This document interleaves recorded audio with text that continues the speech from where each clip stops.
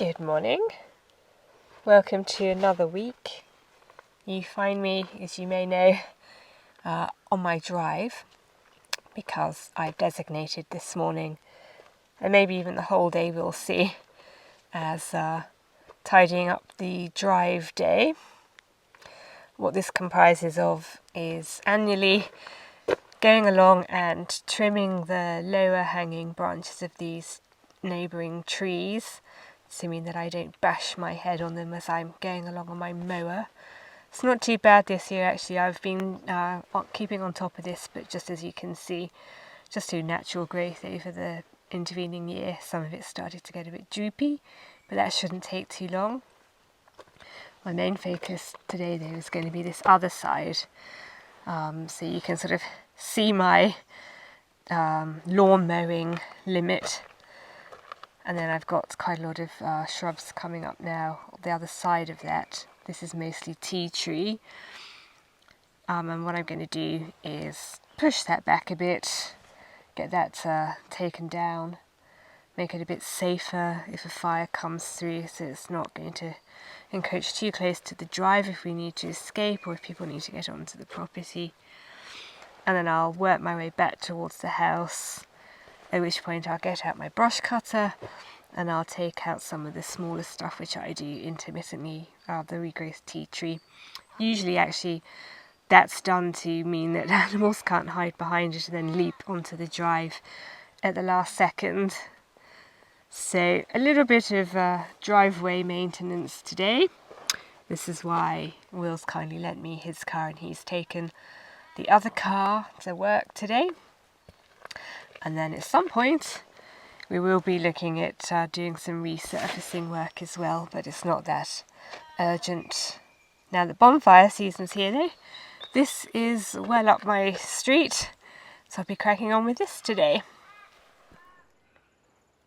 Phase 1 of Operation Driveway for this year is complete, in the sense that here is the majority of the bonfire that I've generated.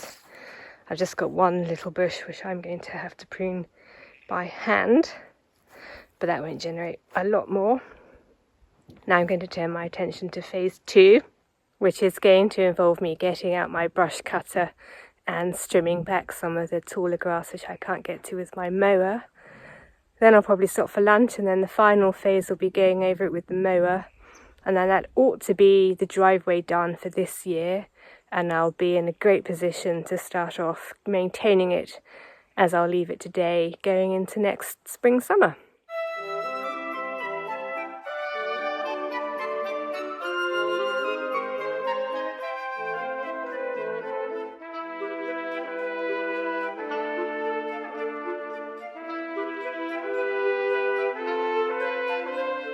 That's phase 2 complete, barring giving that little tea tree bush a trim. But what I've just done is use my brush cutter to deal with this tea tree that sits in this section of ditch. If you've been with me a while, you know that I've done this every year, sometimes a couple of times a year. I've used various tools. So I started off by doing it by hand. One year I tried using the battery powered chainsaw, but now that I'm in possession of this petrol powered brush cutter, it does the job better than any other tool, very, very quickly. One more thing to do and then we'll move on to phase 3, the final phase of Operation Driveway.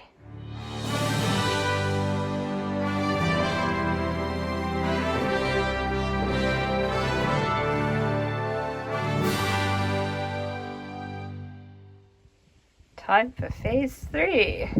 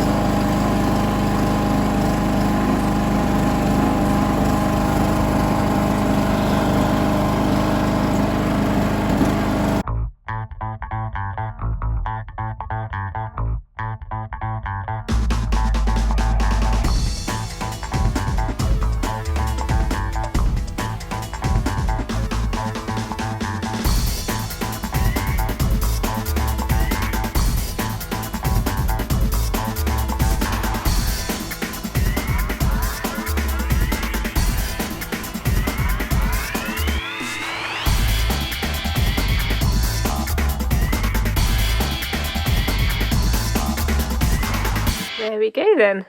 Project drive complete for this part of this year, and it'll kick off again as we enter spring. That is the main problem of living in the southern hemisphere. 2 summers. Each year is bookended with summer, which means the mowing starts and ends the year, and I get a bit of a reprieve in the middle. For those of us who prefer the autumn-winter of it all, that's the main drawback of being in the southern hemisphere. 2 summers as opposed to 2 winters. You're looking at the first batch of Melomel that I got underway several weeks and months ago now, and I have decided that today is the day for bottling. So I've got a selection of bottles that I've sterilised. I'm not entirely sure how many I'm going to need, but hopefully no more than this. I'm not doing it very scientifically, so bear that in mind. But I don't care about stuff like that really. I'm just going by the fact that it seems to have stopped doing anything here in the airlock, as opposed to the second batch I made, which is different in that for the first batch I added yeast, and this batch is fermenting solely with the natural yeast that was on the fruit. And if I stay here long enough, you'll see that very occasionally it will send up a little bubble. You can see that line in the bottom slowly creeping closer up to the first bubble, and there you go. So this is still definitely doing something, in a much, much more gentle way though than this. When this was fermenting, and this had extra yeast added to it, this had champagne yeast added to it. It went mental, so much so that it blew the bung out, and as you can see, sent some of the liquid up into the airlock itself. So adding the yeast made it much, much more volatile. The natural yeast is much, much more placid. I thought it would be an interesting experiment to see if there was any particular difference in flavour, really. But as I say, I'm not doing this very scientifically. I didn't use the hydrometer, so I'm not going to be able to tell you how much the alcohol content is. I don't really care about that. But as I say, what I'm going to try and do now is bottle it. I'm going to try and think about how I'm going to get the liquid out and not have the bits of blackberries in there. If I didn't say, Melomel is a type of mead that is flavoured with fruit. So this is 2 batches of blackberry Melomel. It's basically a combination of honey, water and fruit, and yeast in that one, nothing else in that one. So step 1, let's try and get it out of the demijohn. This is my methodology so far. I'm going to have to do it in a sequence. I did get myself out a little. Initial thoughts are that, hang on.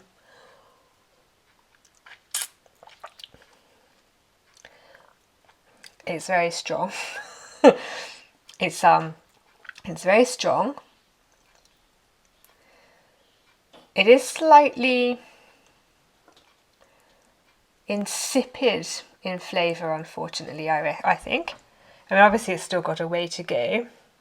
This is still young. I may not even crack it open till next Wintermas, which is next June. It's April as I film this. So it could improve with age. It's definitely strong. It's not at all overly sweet. I have had mead before, so I knew what to expect. But yes, it's actually quite on the dry side. It isn't full of flavour though, I will say that.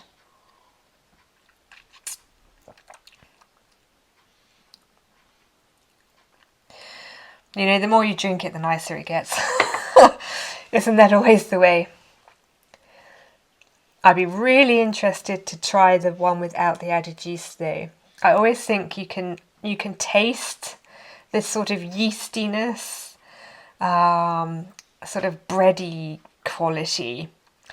I suspect that one could be slightly nicer. This isn't horrible. But yeah, let's see what it's like in a few months, if not a year or so's time. But so far, it's not too bad, not too bad. Okay, I have refined my bottling methodology because there's actually quite a lot of residue in the liquid. That's sort of just from shaking up the bottle, really. So obviously the holes in this are quite big and quite a lot got out. The holes in this are smaller, so I captured some. But I know that this is probably still a little more cloudy than I would like. So what I think I'm going to do now is set up my jelly bag, and I'm going to pass it through that. That's a very, very fine mesh. So hopefully I'll take out the sort of last of the lumpy bits from in there. This first bottle I think will be okay because that was just skimming off the top, and it looks pretty clear to me. This is more cloudy, so I'm going to strain that, maybe let it settle for a bit, and then I will bottle it. Here we are then. So I'm now going to jug this through this mesh bag into this bowl, and then hopefully that'll be about, well, that'll be as good as I can get it, so hopefully that'll be good enough. There we are then. As you can see, I underestimated, which is annoying, so I've had to knock up another bottle, quickly sterilise that. I've left a bit of a gap because I'm not entirely sure there's not going to be a build-up of pressure causing the bottles to explode, and so for that very reason I'm also not going to keep them in the house. But what I will do intermittently is open them up, let the air out, and hopefully if I do that a few times that will mitigate against the potential of the bottles exploding. But I'm going to go and keep them in the library just in case they do explode. That'll be less problematic to deal with than if they explode in the house. So I'm going to label them, give the bottles a clean, label them up, take them over to the library, and then wait for batch 2. We're back down at the wood store in the hope that by the end of today we may have all of these roof timbers up. That's our plan. I know that seems like not a lot in a day, but it is actually going to take us a while. There's only the 2 of us. We'll be up and down ladders for every single one. Every single one has 4 screws going through it. And they're slightly complicated angles for some of them. So we're thinking if we can get this done, we'll be glad of that. If we can start putting up the metal, that would be excellent. But we're thinking just getting these up would be a good day's work, really. So hopefully in a bit I'll be able to show you what we've accomplished today. First row's up. First bolts are in. Just need to bolt all the rest of them and then put the other 3 rows up.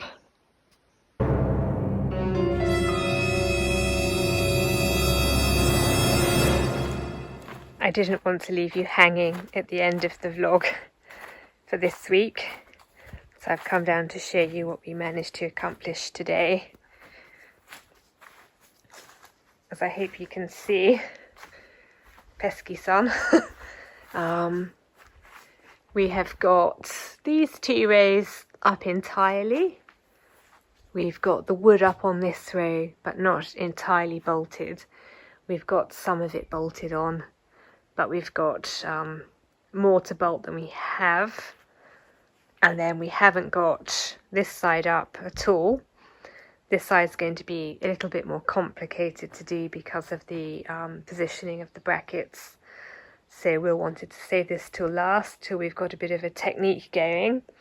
So hopefully we'll be more skilled by the time we come to the hardest section, and therefore ought to be able to get it up faster than if we had started, which seems fair to me. Nevertheless, although we didn't quite get it all done today, and as I said, that could seem like a very small amount of work to have achieved in the whole day. In fact, of course, it isn't the whole day because Will's having to go off, in fact has gone off now, to present his Saturday night radio show. REG-FM, if you didn't know, you can listen to on the radio every Saturday from 7 till 10 in the evening, Australian Eastern Time. Whatever the current time is in Melbourne, translate it to your time and you'll be able to hear Will on the radio playing requests. Requests come in from all around the world, so do feel free to get in touch with REG-FM with your requests, and Will gladly play them. Anyway, that aside, Will's had to go off to do that, but also run a few errands.